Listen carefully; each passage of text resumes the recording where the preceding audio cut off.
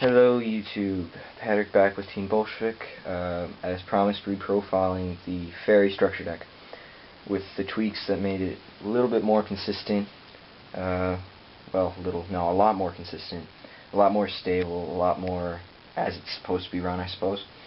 Still KRISTYA-LESS, and I guess that's what this deck is going to be for a lot of people. No KRISTYAs, KRISTYA's now the pot of duality for this deck, I suppose. Yeah, I should have, in retrospect, I should have sorted out the, Master Hyperion. You don't need to know that I run 3. If you're not running 3, then you're not doing it right. That's what I have to say about that.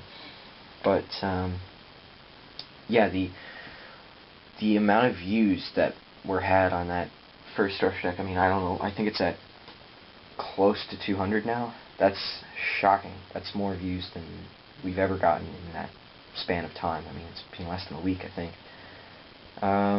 But let's wade knee deep into it. I'll tell you the changes, and we'll see what happens. 3 KRISTYA and Honest. I was brain dead. You don't need to know about that. 3 Jupiter, because it's important to have agents. Because you don't have KRISTYA. Because Master Hyperion is your beat stick. Because you don't want to be caught with him in the hand and, oh crap, I don't have anything to do with him. And Jupiter has a really solid effect. Combo out with him soaring the field. He's got that little almost Honest-like ability there, and he's an 1800 light fairy type 4-star. He's just good. Some people are saying, oh, why are you running that? Or if you run that, it's really good. It's too good not to be run at all. And in a deck where your main trump card requires agents, you got to be running all the agents that are worth running at their maximum, at 3. 2 Victoria, that's kind of the spot for KRISTYA, I suppose. But Victoria is really good. Once again, it's that 1800 beat stick. If your opponent synchros out into something and then you kill it, or if it's Stardust or whatever, then you take it, you steal it, and that's yours. This is definitely a side deck card at the very least, I think. At least one, I would think. But tell me what you think. This is definitely your KRISTYAs, because it doesn't quite fit as good as it should, but it's a really good card. Once again, you don't need 3. 3 Agent of Creation Venus. I think on my last deck profile I wasn't running the Shine Balls or the Venus at all. I can't remember. But it's well worthwhile to be doing it because it thins out your deck, it fills up your graveyard, it provides a little bit of extra protection. If you have Venus in your hand first turn, then you've got guaranteed Hyperion bait for Hyperion's effect to special summon and to blow things up. And you need to be running 3 Venus because otherwise you're going to draw into Shine Balls. And that's all there is to it. Triple Tethys. Clumsy today. Sorry, YouTube. Triple Tethys. Tethys is your draw engine. It's not cards from the sky, it's Tethys. Best first turn scenario, you have Valhalla and Tethys. I've drawn 10 cards from her in 1 turn. It's so good. It's actually ridiculous. I can't describe how good Tethys is. I know that it's not really ran in the competitive top tier, I guess if you want to call it, the meta things, but it's too good not to be run in something without KRISTYAs, again, which is what the deck is. I'll keep saying that until it sinks in. 3 Zeradias, or Zeradius, 3 of him, buddy, 3 light commandant types. It's better than terraforming because, once again, it fills up your graveyard for Hyperion's effect, which Hyperion cycles through your graveyard quite fast once Sanctuary's out. And Sanctuary is important in the deck. It's good to have. It's good to bring out as often as possible. Zeradius 2, or Zeradius, or whatever the fuck his name is, he's a 2100 beat stick that you can let sit out there if you have Sanctuary. Risky move, but these guys thin out the deck. They're your commandants. You gotta run them, I think. 2 Sorry, YouTube. 2, Hecatrix, because Valhalla is as good as any card in this deck. Because Valhalla will bring out your Tethys, your Hyperion for free, and eventually once you get them, your KRISTYA-LESS.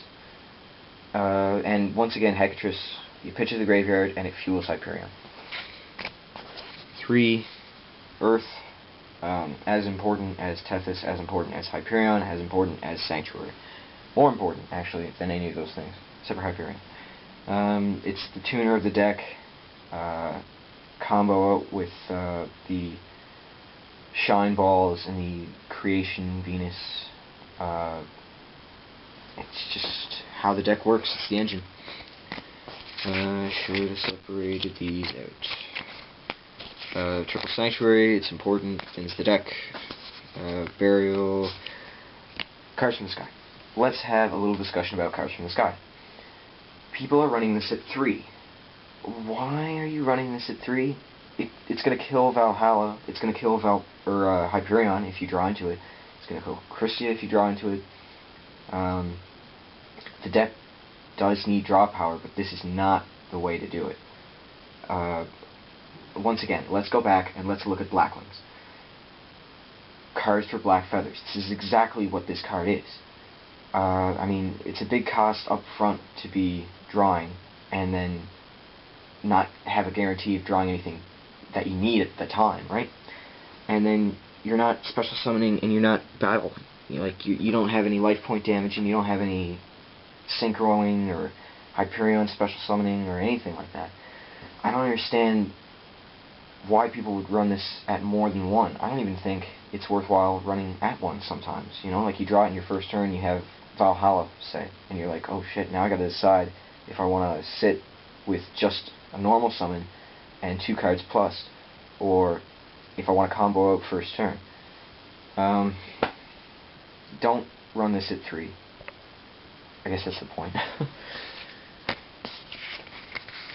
3, Valhalla. Bottomless Solemn. You're not running a very high trap count. Beckonings aren't really a very good choice for the deck. Bottomlesses are important. They're your warnings if you don't have them. Solemn's good. You're not paying any life points in this deck other than Venus, and that's a one-time shot. So you're doing good with 3 traps. You have the option to side 3 Royal Decree, 3 Royal Decree. Any more than 3 traps, and you'd be in a little bit of trouble because the deck doesn't like back row very much. Things I took out. I took out Saturn because it was just a little bit too much of a cost. I took out. I had Athena in for a little while to combo with Valhalla. Took it out because you can't rely on having Valhalla and then nothing on the field. Synchro deck's still not going to show. I mean, it's pretty basic. Brio, Cadister, etc., etc., etc., etc. I mean, you don't need to see it to know what's in there. Why the deck didn't perform at the YCS Providence. I think it was... I'm going to nail it down to it was too new for some players to get a handle on the combos and how the deck works and what doesn't. Interesting tech, here and there. And then I also think that it was hyped to the point where people were prematurely siding against it. Like anti-light cards, I'm sure were in abundance. I haven't seen any of the decks in for the YCS. I don't think the deck profiles are up yet, or the deck lists. But it'll be interesting to see what the side decks are like in the top 32. You're going to see some light monster hate. Something I took out, before I forget, I took out Herald of Orange Light because it depletes the hand too much. Feel free to run Effect Veiler if you want. Take out your 2 copies of Victoria for 2 Effect Veilers if you want. But I don't think Herald of Orange works. I've said before, it's important to fill up your graveyard for Hyperion, but Herald depletes your hand far too much. The deck loves to go into situations where you top deck, and it's not really equipped to top deck effectively. That said, with all the bad things out of the way for the deck, it's got massive swarm power. It's got an incredible ace card with Hyperion.